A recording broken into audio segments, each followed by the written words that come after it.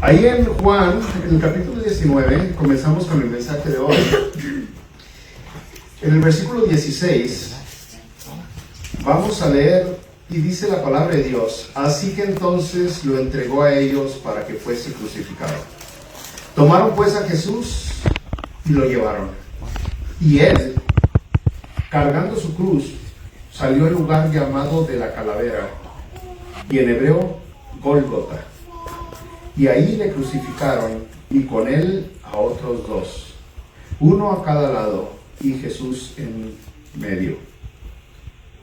Escribió también Pilato un título que puso sobre la cruz, el cual decía: Jesús Nazareno, Rey de los Judíos. Y muchos de los judíos leyeron este título, porque el lugar donde Jesús fue crucificado estaba cerca de la ciudad, y el título estaba escrito en hebreo, en griego y en latín. Dijeron a Pilato los principales sacerdotes de los judíos: no escribas Rey de los Judíos, sino que él dijo: soy Rey de los Judíos. Respondió Pilato: lo que he escrito, he escrito. Cuando los soldados hubieron crucificado a Jesús, tomaron sus vestidos e hicieron 4 partes, una para cada soldado. Tomaron también su túnica, la cual era sin costura, de un solo tejido de arriba a abajo. Entonces dijeron entre sí: no la partamos, sino echemos suerte sobre ellas, a ver de quién será. Esto fue para que se cumpliese la escritura que dice: repartieron entre sí mis vestidos, y sobre mi ropa echaron suertes, y así lo hicieron los soldados. La crucifixión de Jesucristo, brothers, es tan importante, es el núcleo, es el centro, es el fundamento del cristianismo. Si a nosotros nos quitan la crucifixión de nuestro Señor y Salvador Jesucristo, nos quitan todo. Es tan importante que de los 21 capítulos que escribió el apóstol Juan en el Evangelio según San Juan, 7 capítulos dan vuelta a este evento de la crucifixión. Entre 7 capítulos se lleva entre la semana antes de que Jesucristo resucitara y después de haber resucitado. O sea, tanto énfasis le hace la palabra de Dios a la crucifixión, porque la cruz para nosotros no representa derrota, no representa tristeza, representa victoria, triunfo, éxito, pero no por nosotros, ni lo que hicimos, ni lo que somos, ni lo que hacemos, ni lo que vamos a hacer, sino por lo que es Jesucristo y lo que ha hecho por nosotros.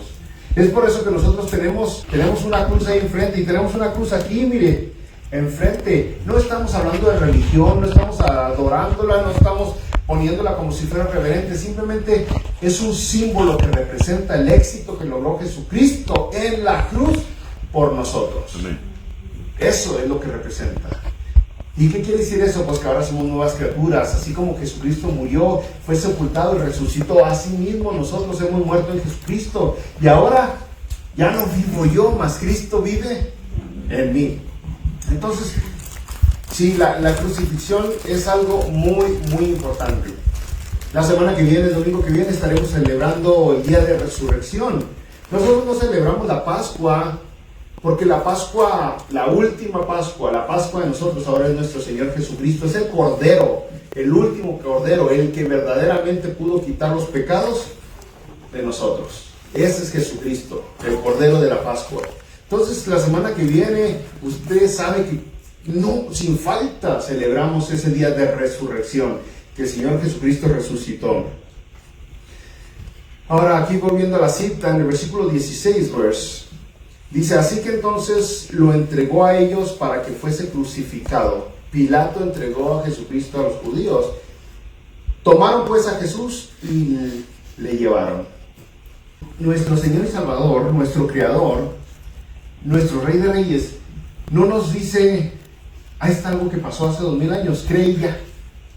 Cree en que a Jesucristo fue entregado para ser crucificado. No, porque la fe, brothers, no es credulidad. Tener fe en Jesucristo no es nomás creer por creer.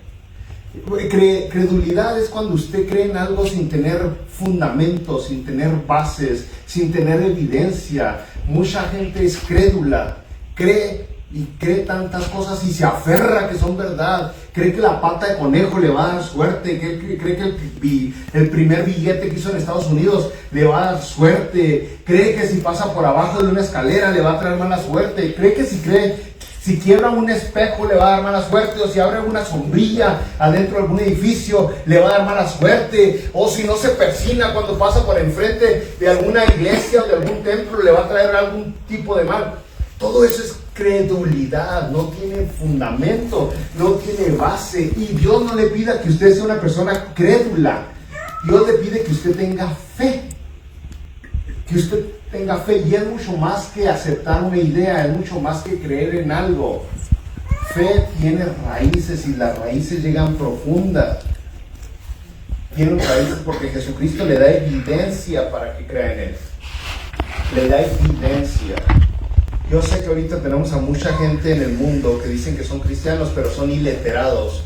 No estudian, no leen la Biblia no la conocen, tristemente, y por eso tenemos a tanto pastor farsante y otros que se autonombran apóstoles y profetas, nomás viviendo de la ignorancia de la gente, abusando de la ignorancia de la gente. Y entonces, brothers, ¿por qué? ¿Cómo es que pueden estos televangelistas vivir en casas de millones y hasta tener aviones? Porque la gente no ve la evidencia para creer, y simplemente la gente es crédula. Cree porque quiere creer.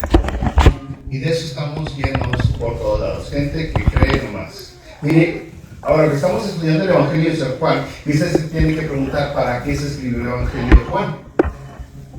Y hay un propósito importante. Si usted va al capítulo 20 de Juan, el versículo 31, dice: pero estas cosas se han escrito para que creáis que Jesús es el Cristo, el Hijo de Dios, y para que creyendo tengáis vida en su nombre.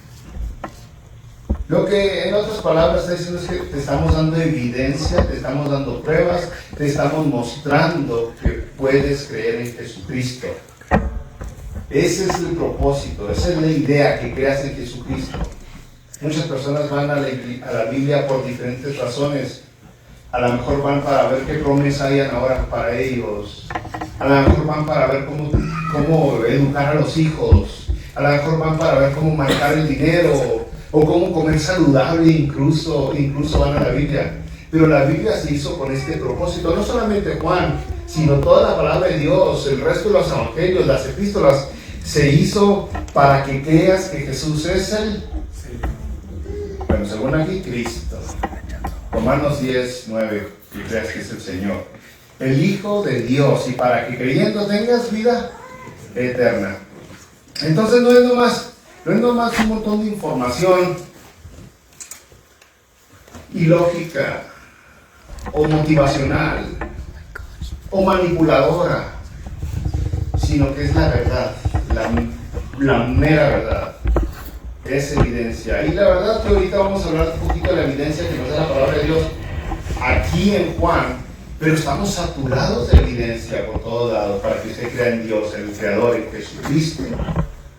Mira, de lo especial, la evidencia que nos da hoy, en el mundo religioso se le llama profecía. Profecía. O sea, otras personas le dicen que alguien predijo lo que iba a pasar. Alguien predijo, mucho antes de que sucediera, dijo que iba a suceder. Y esa es la evidencia que aquí estos versículos que leímos nos dan el día de hoy.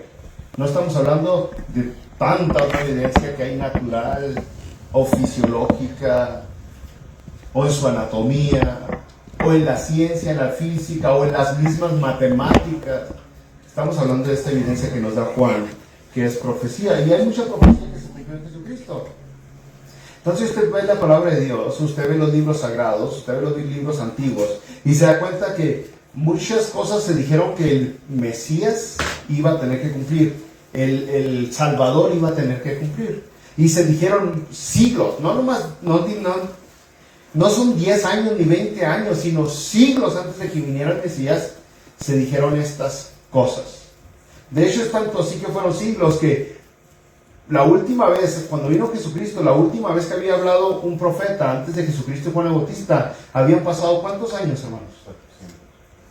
400 años. Había sido la última vez que un profeta había hablado por medio, Dios había hablado por medio de un profeta.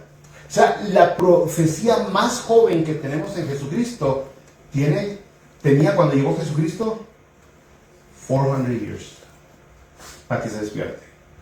¿Okay? O sea, tenía 400 años. Es algo asombroso. Por ejemplo, la palabra de Dios dice que Jesucristo iba a nacer de una virgen, y en el Salmo 41, y nació de una virgen. La palabra de Dios, y son lo que hemos visto aquí en Juan, nomás cositas, ¿no?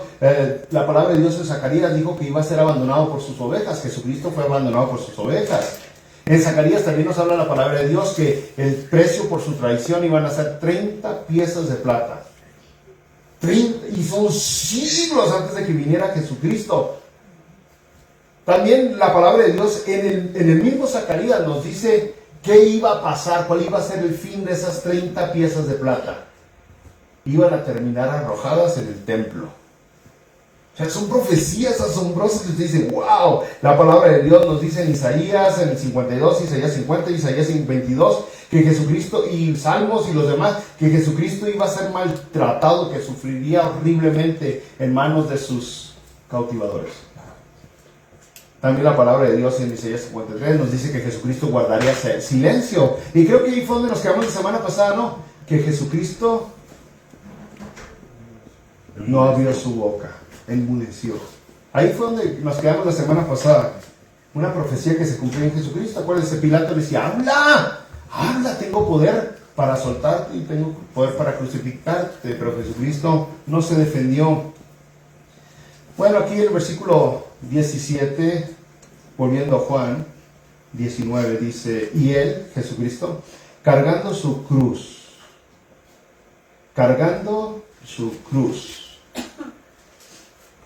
Ahí empezamos.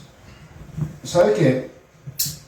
Cuando dice que Jesucristo iba cargando la cruz, el madero, ayer yo vi a otro Jesús cargando un madero, pero cuando me visualizo a Jesucristo cargando la madera, el tronco en el que iba a ser el mismo crucificado, nos podemos recordar de cuando Isaac iba a ser sacrificado por su padre Abraham. Dios le dice a Abraham, sacrifica a tu hijo. Y Abraham, el papá, lleva al hijo y le dice, ten esta madera. Y ahí va el hijo cargando la propia madera para su propia muerte.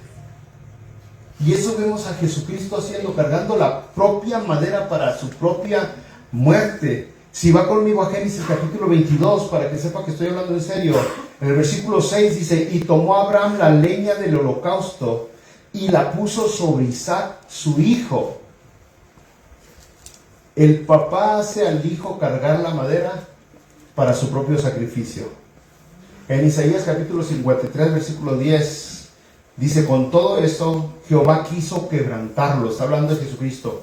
Jehová quiso quebrantarlo, sujetándole a padecimiento, cuando haya puesto su vida en expiación por el pecado, verá linaje. O sea, quien le dio esa cruz a Jesucristo fue su Padre. Fue su Padre. Y luego volviendo a Juan, en el versículo 17 del capítulo 19, salió al lugar llamado de la calavera, y en hebreo, Gólgota. Hoy es más conocida otra palabra que es Calvario. Muchas personas conocen la palabra Calvario. La palabra Calvario es en latín, no aparece en Reina Valera del 60 o en ninguna otra versión que yo conozca. Es Calvarium, es la traducción de calavera a Calvario, al latín, Calvarium. Y entonces nosotros, como somos muy buenos para agarrar palabras ajenas, Calvario. Esa es la palabra Calvario. Ahora, ¿por qué? Porque Calvario, pues, era donde los crucificaban. La calaca está asociada con la muerte. Nunca le dijeron a usted, chiquito, ahora, guárdate bien o viene la calaca. Y lo asustaban a uno. Es más o menos la misma idea, la calavera está asociada con la muerte. Y luego dice el versículo 18, y ahí le crucificaron.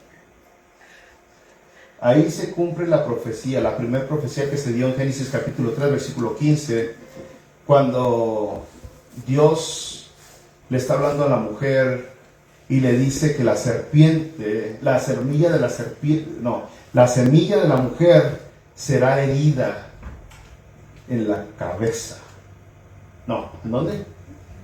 En el calcañar. Calcañar. Dile, usted sabe. Entonces, es la profecía. La semilla, o sea, el hijo de la mujer va a ser herido.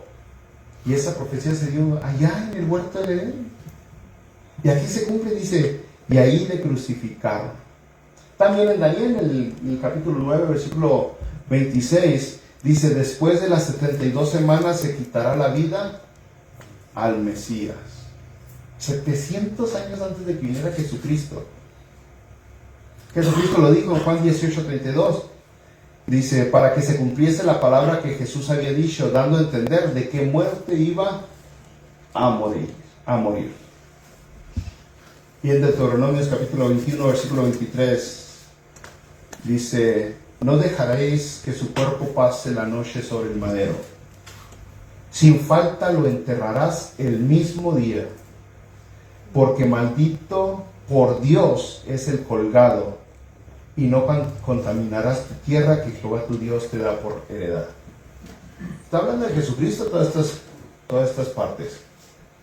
Y dice aquí, si usted puso atención, dijo, maldito es el que es colgado en el madero. Y eso fue lo que hizo Jesucristo por nosotros. En 2 Corintios capítulo 5, versículo 21, dice, al que no conoció pecado, por nosotros lo hizo pecado, para que nosotros fuésemos hechos justicia de Dios en él. Justicia de Dios en él. O sea,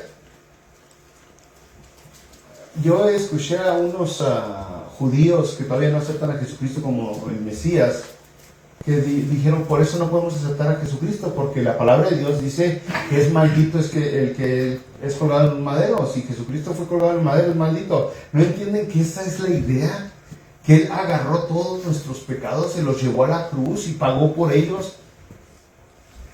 Por eso mismo, el que es inocente, el que no conoció pecado, el que fue tentado en todo, pero sin pecado, llevó lo de nosotros. Y por eso pudo romper con el sistema de este mundo. Por eso es que pudo pagar por todos nosotros. Porque una persona perfecta, aún siendo perfecta, injustamente fue asesinada. Volviendo a la cita, aquí en Juan, en el capítulo 19, versículo 18, dice, y con él otros dos, uno a cada lado, y Jesús en medio. ¿Sí se ha fijado usted que cuando pone la cruz, muchas gentes ponen las tres cruces, casi siempre ponen las dos chiquitas de los lados y ponen la de medio un poquito más grande? Ponen cruz chiquita y luego la de medio la ponen grandota. Cuando pasa eso, cuando sucede eso, hermanos, lo que está haciendo la gente es que está simplemente describiendo Juan lo que dice. Con Jesucristo fueron colgados otros dos. Jesucristo estaba en medio y los otros dos estaban a las orillas. Si yo quisiera inventarme la religión, le hubiera dado nomás el lugar a Jesucristo, nomás hubiera colgado a Jesucristo. ¿Para qué otros dos le van a robar la atención a Jesucristo? Pero es que eso es lo que sucedió. Está diciendo la palabra de Dios la verdad.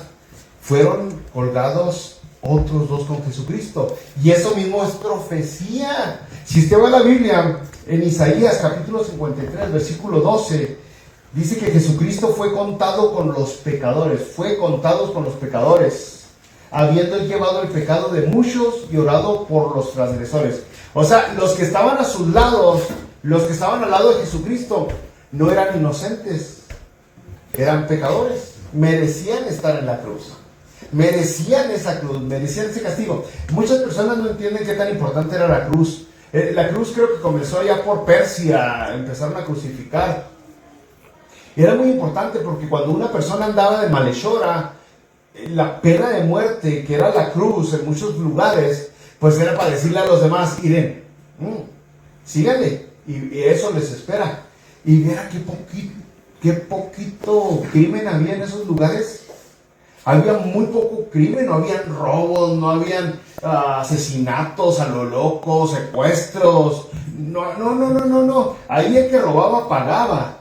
Ahora que tenemos una sociedad tan débil, con una manita tan blanda, usted vea cuánto ha crecido el crimen. Porque el ratero lo agarran robando y van, lo meten a un lugar donde le dan cuarto gratis, le dan comida gratis y al siguiente día sale.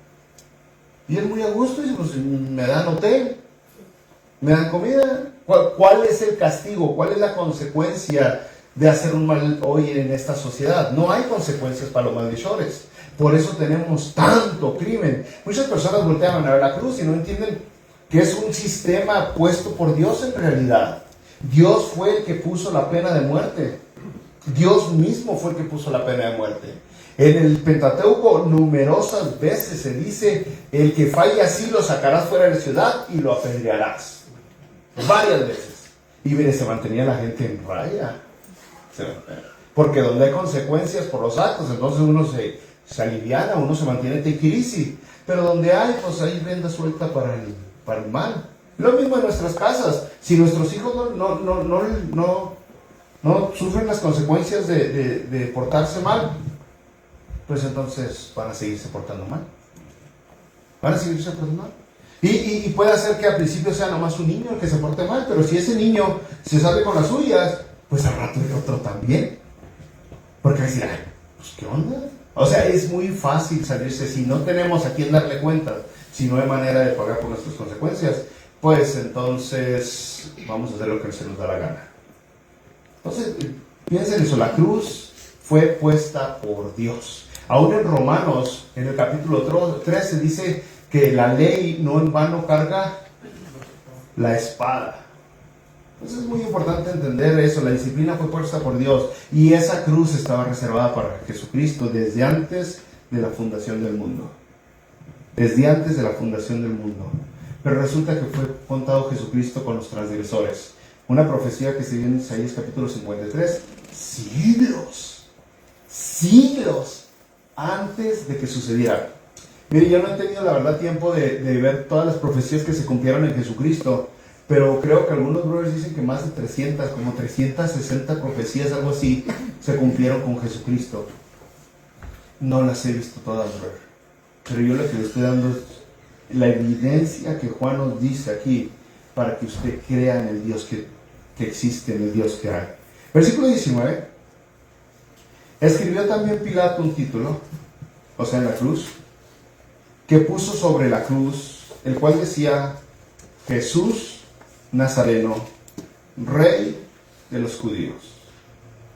Y muchos de los judíos leyeron este título porque el lugar donde Jesús fue crucificado estaba cerca de la ciudad. O sea, Jesucristo no fue crucificado dentro de Jerusalén, fue crucificado fuera de Jerusalén. Era algo que tanto los judíos y los romanos y tantos otros hacían. No le daban la pena de muerte al criminal dentro de la ciudad. Habían diferentes por qué. Dios puso el por qué con los judíos y la gente, los romanos decían que el crucificar a algún malhechor, pues entonces traía mala vibra a la ciudad. Entonces pues iba a contaminar la ciudad, el asesinar. Lo que pasa es que sacaban al villano y lo asesinaban fuera de la ciudad. No se permitía asesinar a los criminales dentro de la ciudad. Eso también es algo importante que se tiene que ver en Jesucristo. Jesucristo pagó por sus pecados fuera de la ciudad. Fuera de la ciudad. En Hebreos, en el capítulo 13 de Hebreos, en el versículo 12, esto que está hablando del sacrificio de animales, luego dice que Jesucristo fue el que pagó por nosotros, y luego dice, por lo cual también Jesús, para santificar al pueblo mediante su propia sangre, padeció fuera de la puerta. Jesucristo padeció fuera de la puerta. Salgamos pues a él fuera del campamento, llevando su vituperio. porque no tenemos aquí ciudad permanente, sino que buscamos la porvenir. Así que ofrezcamos siempre a Dios por medio de él sacrificio de alabanza, es decir, fruto de labios que confiesen su nombre, y de hacer bien y de la ayuda mutua no os olvidéis, porque de tales sacrificios se agrada a Dios.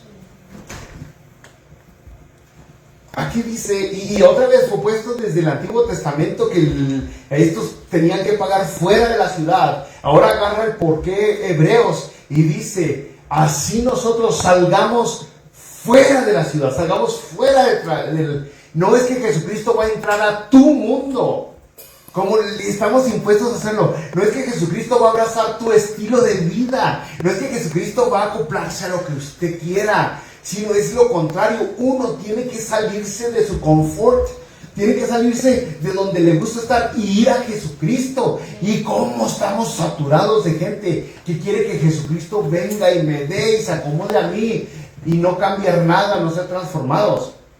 No. Otra vez la palabra de Dios constantemente nos dice que nosotros no debemos de enamorarnos de este mundo. Y aquí lo dijo, dice otra vez, no tenemos aquí ciudad permanente, sino que buscamos la porvenir, aquí en Hebreos 13. Porque la idea de venir a Jesucristo es dejar de amar este mundo tanto como lo amamos, dejar de amar esta ciudad tanto como lo amamos, dejar de amar el trabajo o el dinero o todas esas tranzas que a nosotros nos encantan de este mundo y verdaderamente a enamorarnos de Jesucristo.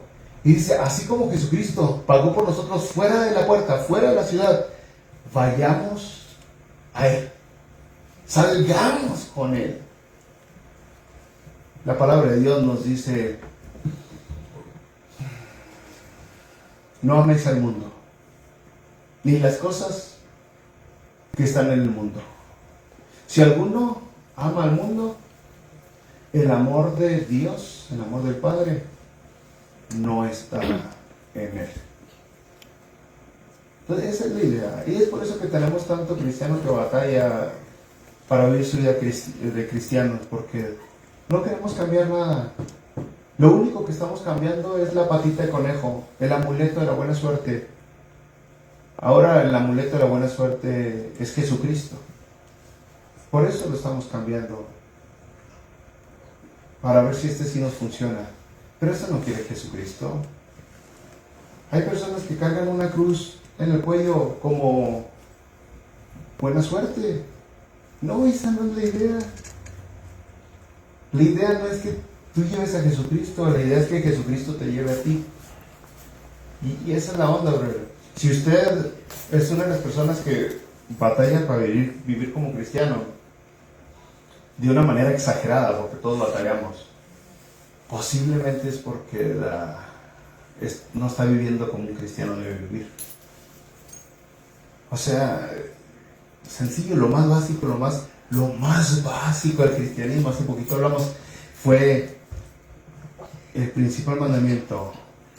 En esto se resume. En el jueves lo hablamos. ¿Cómo se resume? En Gálatas, toda la ley, en esta sola ley se resume: amarás a tu prójimo como a ti mismo. O sea, es lo más básico de lo que Dios pide. Y muchos cristianos no quieren hacer eso. Perdonar, no. Preferimos guardar rencor. Esforzarme para ir a saludarlo, a saludarla, sonreírle.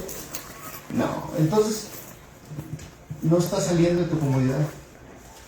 Jesucristo sí te va a sacar. Jesucristo te va a sacar de donde estás. Acuérdense, ¿qué le costaba a Jesús haber dejado a Abraham ahí en Ur de los Caldeos? Ahí pues ya estaba hecho, ya estaba macizo, ya estaba bien formado, ya tenía vacas, chivas, borregas, ya tenía casa, ya tenía todo. Déjalo ahí, deja ahí Dios a Abraham. Y allí empieza su nueva familia, pero no lo sacó fuera. Es muchas veces lo que nosotros queremos que Dios haga con nosotros, cosas como hizo con Abraham y con otros tantos hombres y mujeres de la Biblia, pero no queremos soltar lo que traemos atrás. A Gedeón lo sacó de la cueva donde estaba escondido. Sácate, Gedeón, de la cueva. Entonces esa es la idea, ¿no? Hay un porqué Jesucristo fue crucificado fuera de la cruz.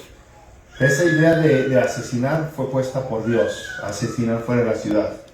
Y luego dice otra vez, volviendo aquí el 19 y 21, 20, 21, por aquí dice, Pilato escribió un título que puso sobre la cruz, el cual decía Jesús Nazareno, Rey de los judíos. Acuérdense que Pilato y los judíos no se llevaban muy bien, entonces Pilato está como que intentando molestarlos constantemente a los judíos. Y luego dice el 20, y el título estaba escrito en hebreo, en griego y en latín. O sea, chiquititos, que les cale, dijo, pero tiene significado aún eso. La gente hace cosas que no sabe qué. En hebreo es que Jesucristo está muriendo. O sea, aquí está representada la religión en hebreo, la cultura en griego y el gobierno en latín. Eran los que gobernaban en ese lugar. Los hebreos eran la religión, la cultura era la griega y los gobernadores eran los romanos que hablaban latín. Dios no viene a morir nomás por un pedacito de tu vida. Dios viene a morir por todo lo que somos. Entonces, Dios no vino a cambiar nomás. Algunos nomás cambian de vestimenta y hasta chal se ponen en la cabeza. No, Dios no quiere cambiar cosas superficiales o pequeñitas. Dios vino a transformarte completamente. Que no te quedes nada contigo. Que no te guardes nada. Todo para Dios. Eso es lo que decimos, ¿no? Voltea a ver otra vez a las personas de la Biblia, a los héroes de la palabra de Dios. ¿Y cuántos de ellos le dieron parcialmente a Dios? ¿Cuántos de ellos se entregaron de una manera limitada a Jesucristo? Ninguno. Si era un héroe de la Biblia, si era una persona, una mujer o un hombre entregado por Dios, entregaron todo lo que tenían. No dejaron nada para sí, no guardaron nada. Todo. Entonces algunas personas, otra vez para darle un ejemplo, algunas personas tienen una bocota que sale veneno, asesina la boca, dicen malas palabras y no quieren hacer nada por cambiar sus malas palabras. ¿Puedo decirlo así, no? Le salen palabras ofensivas, maldiciones, pero se sienten que son cristianos. Bueno, tienes que entregarle tu boquita a Dios también. Y es un ejemplo nomás, bro. Es un ejemplo. Con Dios usted le da todo y sin reservas. No se queda nada para usted mismo. Cuando usted le da a Dios reservándose, pues usted no va a tener nada de éxito. Si tiene algún éxito va a ser humano, va a ser carnal, pero no va a ser divino. Y entonces, en el versículo 23 dice, cuando los soldados hubieron crucificado a Jesús, ¿todavía tenemos una persona? ¿Todavía seguimos, ¿verdad? Sí, ok. Y le traigo el reloj, pero no tiene pila. Pues se ve bien chido, güey. Luego dice el versículo 23, cuando los soldados hubieron crucificado a Jesús, tomaron sus vestidos e hicieron 4 partes, una para cada soldado. Tomaron también su túnica, la cual era sin costura. Una túnica especial, dice, sin costura, de un solo tejido de arriba abajo. Entonces dijeron entre sí, no la apartamos, sino echemos suerte sobre ella, a ver de quién será. Eso fue para que se cumpliese la escritura que dice, repartieron entre sí mis vestidos y sobre mi ropa echaron suertes, y así lo hicieron los soldados. Ahí está otra profecía de Salmos, capítulo 22, versículo 18. Repartieron entre sí mis vestidos y sobre mi ropa echaron suerte. Otra profecía de Salmos. Otra vez, aún hasta la rampa estaba escrito que iba a pasar con el Mesías. Y todavía la gente batalla para creer, batalla para decidir. Le están dando evidencia. Y no es, y usted diría, esto es nomás de los cristianos. Los judíos que no creen en Jesucristo tienen estas citas en su libro escrito, en lo que ellos consideran su Biblia, que es todo lo que tenemos menos el Nuevo Testamento. Entonces, es asombroso, pero no nomás eso. Dice que la túnica era especial. Era especial. Era sin costura, era de una sola pieza. No cualquier vestidura. Esa vestidura era muy parecida a la de los sacerdotes. La vestidura sacerdotal era una vestidura única y especial. O sea, nomás voltea a ver su ropa. La mayoría de nuestras ropas están llenas de costuras. Hacerla sin costura no es cualquier cosa. Pero está hablando de este punto de Jesucristo, nuestro sacerdote. Y la palabra de Dios en Hebreos otra vez dice que no tenemos cualquier sumo sacerdote, sino tenemos uno que ¿qué? Según el orden de Melquisedec. Y un sacerdote que puede compadecerse por nosotros. Uno que fue tentado en todo, pero sin pecado. Ese es Jesucristo. ¿Qué le estoy diciendo? Es que usted no tiene de Dios a un Diosito. Usted no tiene de Dios a un Dios impotente o incapaz de hacer algo. O un Dios que está por ahí diciendo, ay, ojalá y pueda, ojalá. Nomás deseando. Tiene un Dios poderoso que mueve las cuerdas de la historia humana para que suceda todo como Él quiere que suceda. O sea, es tan poderoso que puede orquestar absolutamente toda la vida. Y lo está haciendo y luego lo está escribiendo para que usted crea quién es Jesucristo, para que usted acepta, para que usted reconozca que no se está acercando a un grupo religioso o a un club. Usted se está acercando a Jesucristo, el Rey de Reyes, el Creador, el que tiene un conocimiento infinito, tiene sabiduría como ninguno, tiene poder como nadie, está en todos lados. Y eso debería cambiar entonces nuestra vida. Donde sea que usted está Jesucristo. Y Dios está trabajando entonces. ¿Cómo lo aplicamos esto, no? ¿Cómo aplico este mensaje? De esta manera. Se la voy a intentar hacer práctico. Supongamos que usted va por el camino y se le revienta un neumático del auto. Ay, en Chihuahua hicimos llantas. Se le revienta una llanta del carro. Se le revienta una llanta. A lo mejor pensar, no fue chiripa. Y él está poniendo algo bien así. Algo así bien sin chiste. Pero pensar que Dios le está hablando de diferentes maneras en su vida. Que Dios está tratando con usted en cada momento, en cada situación, en su trabajo, con sus amigos, incluso con los que no lo saludaron. A lo mejor Dios quiere moldear su carácter, su temperamento. Dios quiere fortalecer su paciencia o su espiritualidad. En lugar de estar pensando que son chiripas o son cosas de la vida o qué cosas, no. Mejor reconocer que hay un Dios todopoderoso que puede controlar todas las cosas y que le está hablando a su vida en lugar de simplemente ignorarlo. Porque cuando nosotros decimos Dios me habló, no sé aquí cuántos he escuchado decir Dios me habló, casi no decimos esas cosas, pero cuando alguien dice y que está verdaderamente Dios le habló, no estamos hablando que le habló como le estoy hablando yo a usted.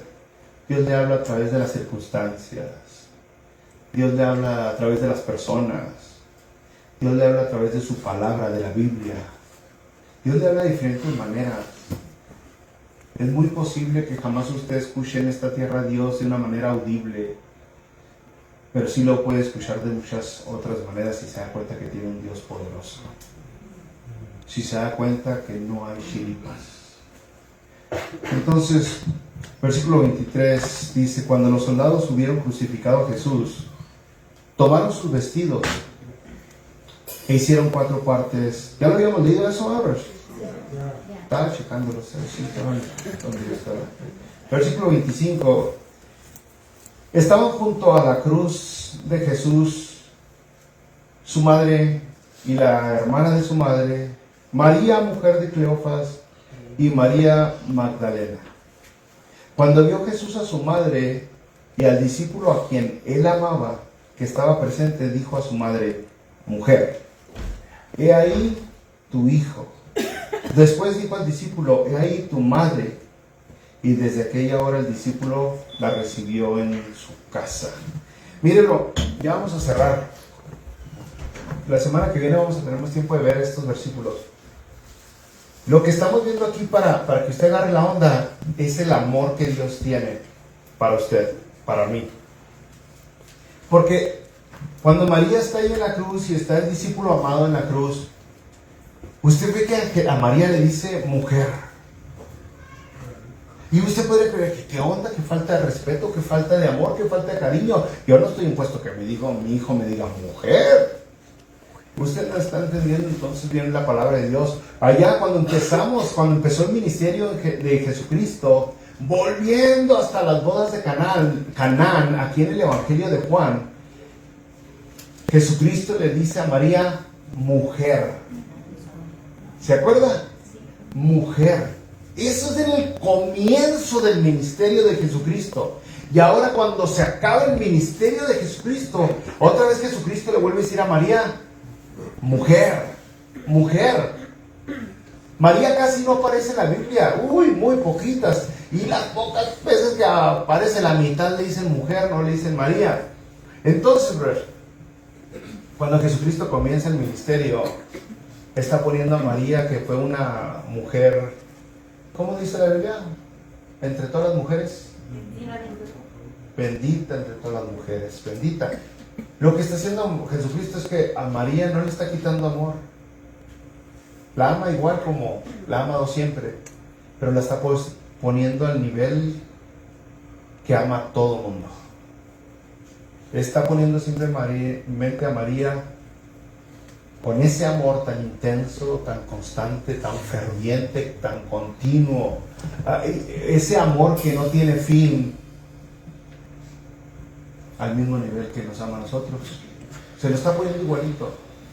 No es que la ame diferente, la ama a ella, la ama a usted, de la misma manera, igualito. No estamos hablando de cualquier hombre, estamos hablando del Rey de Reyes, el que creó a María. Y entonces voltea a ver al discípulo y le dice, el discípulo, ahí está tu madre. Cuando usted entonces voltea a ver a Jesucristo, a Dios, usted tiene que entender que, para que se ponga trucha, que Dios lo ama tanto a usted como ama a María. Dios la ama tanto a usted como ama a María. Para que agarre la onda. No hay... Y el amor de Dios es tan grande, es tan asombroso, es tan precioso, que nuestra mente no lo puede comprender. Porque cuando nosotros cometemos errores, lo primero que se nos viene a la mente es, ¿ya para qué? ¿Ya para qué voy a la iglesia? ¿Ya para qué busco a Dios? Ya la regué. No entendemos el amor tan grande que tiene Dios para con nosotros. Y si usted comete ese error, va a terminar como Judas. Como Judas. Judas anduvo con Jesucristo desde que comenzó el ministerio. Pero cuando Judas la regó, y luego se sintió mal Judas, ¿sí está en la Biblia eso o no? Se sintió mal Judas. En lugar de reconocer al Jesucristo perdonador, al Jesucristo que le había dicho a aquella mujer que querían apedrear, ¿dónde están los que te acusan? Justo cuando les dijo a los demás, el que esté libre de pecado que tire su primera piedra. Jesucristo le dijo a aquella mujer, yo tampoco te acuso, te perdono. O sea, Judas vio todo eso y aún así cuando él la regó, no pudo reconocer, no pudo aceptar el perdón, no pudo ir con Jesucristo y arrepentirse. Simplemente el rencor se lo carcomió de adentro para afuera y terminó quitándose la vida. Y cuando Pedro la regó, y no una vez como la regó Judas, Pedro la regó 3 veces. 3 veces negó a Jesucristo. Pedro sí reconoció el amor de Jesucristo y volvió con la colita entre las patas. Y entonces recibió el perdón. Recibió el perdón. ¿Por qué no se trata de que usted no la arregle? Porque sí, cometemos muchos errores. Muchos errores. Tampoco no sabía salir y decir, pues si me perdona, pues ahí me la llevo. No, se trata de que Jesucristo perdona porque lo ama. Y esa es la idea del cristianismo. No perdona porque usted trae dinero, no perdona porque usted se viste bien, no perdona porque usted está bien guapote o tiene buena sangre. Perdona simplemente porque lo ama, y lo ama no porque sea usted algo diferente. Lo ama porque usted es su creación, la corona es su creación. Entonces vamos a ver la semana que viene eso, el amor tan grande que tiene Jesucristo hacia las personas.